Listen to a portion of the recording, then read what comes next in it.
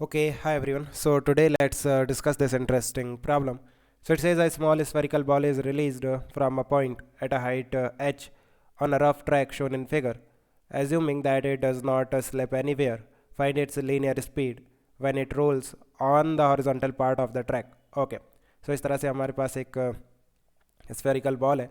Let me assume mass m and radius r and इसे हमने यहाँ पे रिलीज़ किया है so that it will start rolling on this rough track, right? And we have to find out the linear speed of this ball when it is moving on this horizontal part of the track. So आप देखो कि अगर हम किसी भी instant पे बात करें so कितने फोर्सेस लगेंगे इस बॉल पे लगेंगे. एक तो फ्रिक्शन फोर्स लगेगा, राइट? बट ये स्टैटिक फ्रिक्शन लगेगा बिकॉज यहाँ पे स्लिपिंग नहीं हो रहा. सो स्लिपिंग नहीं हो रहा मीन्स स्टैटिक फ्रिक्शन लगेगा और एक mg लगेगा. सो दो ही फोर्सेस लगे. mg हमेशा वर्टिकली डाउनवर्ड लगता है. सो दो ही फोर्सेस लग रहा है. So work done by friction plus work done by mg that is equal to change in kinetic energy of this ball, right? This is my initial position and this is my final position. I am using work energy theorem on this ball. Now work done by friction will be 0 because जिस point पे friction act कर रहा है ना वो point हमेशा rest में होगा. जैसे हमने रोलिंग की कंडीशन में स्टडी किया था कि द पॉइंट ऑफ कॉन्टैक्ट जो होता है रोलिंग में वो रेस्ट में होता है. सो फ्रिक्शन जिस पॉइंट पे लग रहा है that particular point is always at rest. So work done by friction will be 0. और आप इस तरह से फील करो कि ये जो मोशन है ना ये इस तरह का मोशन है कि इसमें कहीं पे भी हीट नहीं जनरेट होगी, राइट? जब तक स्लिपिंग नहीं होगा तब तक फ्रिक्शन नहीं लगेगा, मीन्स फ्रिक्शन लगेगा बट उसके कारण कोई हीट नहीं जनरेट होगी. So we can conserve the mechanical energy of this ball. और यहाँ से भी यही सेम चीज़ आएगी that work done by mg that is minus of change in potential energy that is equal to change in kinetic energy. So delta u plus delta k is equal to 0 that is delta e is equal to 0 that is change in mechanical energy of the ball will be 0. Now देखो what is delta u m into g into delta h, right? Change in kinetic energy k final minus k initial that is equal to 0. Now initial kinetic energy of the ball was 0.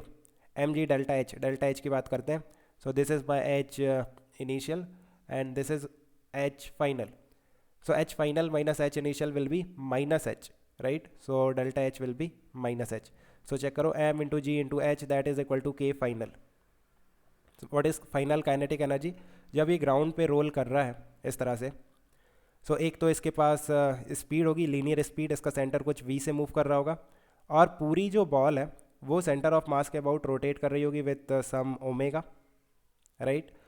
सो देखो दो kinetic energy होगी. एक तो linear motion के कारण kinetic energy that is half of m into velocity of centre of mass square plus half of ICM means centre के about rotation भी हो रहा है, right? So ICM into omega square.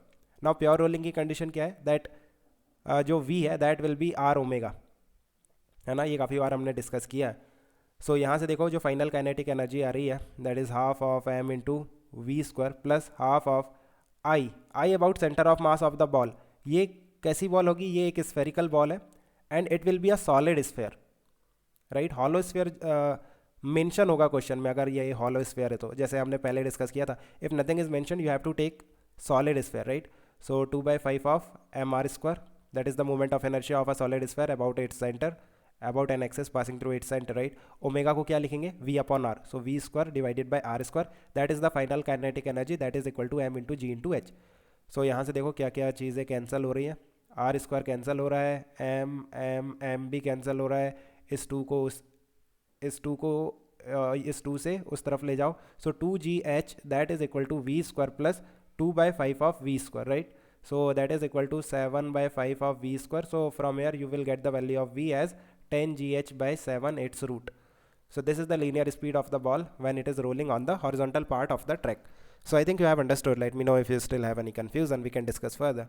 Okay guys, keep working hard. Best of luck. Bye.